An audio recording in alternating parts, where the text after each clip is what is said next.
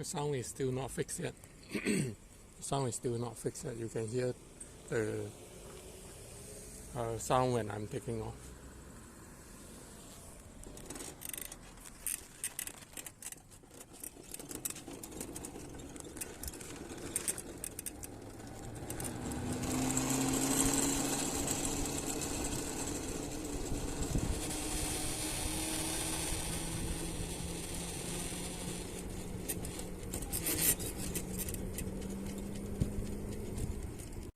Yesterday I pulled the battery out and disconnected it from the controller, and I also turned it on just to make sure that there are no residual charge inside the controller, because I'm trying to see whether I can release anything inside here or not.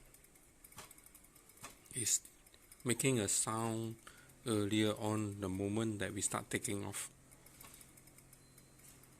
Something grinding. So we'll see after plugging this one back in, see whether it is happening again. Okay, everything assembled back. Let's take it off for a ride to see. You can hear the horrible sound is still there.